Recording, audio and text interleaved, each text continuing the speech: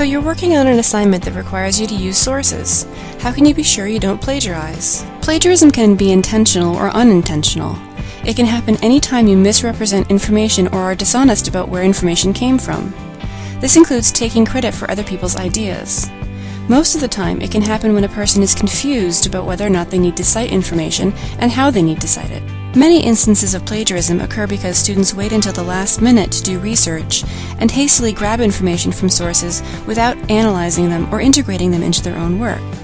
Simply restating something in your own words doesn't mean that it's your own thought. You'll need to include a citation anytime you directly quote, summarize, or paraphrase information from a source. So why shouldn't you plagiarize? First, it means you're not really learning the material. When you learn something and understand it, you should be able to paraphrase or summarize it in your own words. This still requires citation, but it's not the same as copying something word for word. Secondly, you're using someone else's ideas without giving them credit. Wouldn't you want to get credit for your ideas? Finally, you'll get caught. It's easier than ever for faculty members to check your work for plagiarism. There are tools and software that can be used, as well as a basic web search which can catch most instances of word-for-word or even slightly altered copied text. You may also get a non-passing grade for a class or get dismissed from the school altogether. So what information do you cite? Any information, fact, idea, or opinion that isn't your own. This can get confusing because as you learn more, it becomes harder to distinguish what you know and what you've recently learned. You also need to include a citation when you use visual materials like images, graphs, photographs, video or film excerpts, as well as music you incorporate into projects or presentations.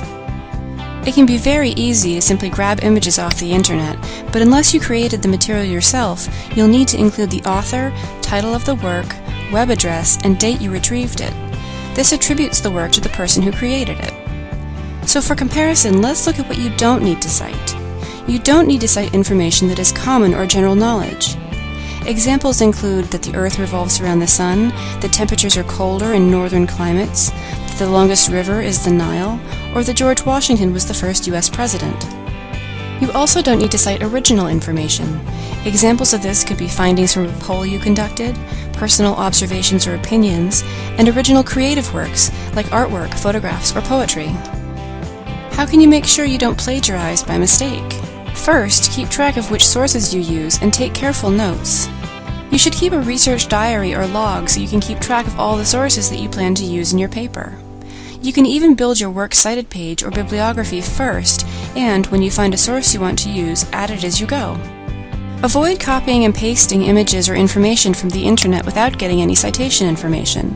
It can be very easy to gather information from electronic resources, but move on to the next web page or source before you get the information you'll need to cite it. If you don't cite the information, it can be very easy to forget where you found it, and you may be tempted to just rephrase it or restate the information and take credit for it yourself. One great way to avoid plagiarism is to determine the citation style and format you plan to use. These are 3 of the most common styles. If you're not sure which one to use, check with your faculty member or go by discipline.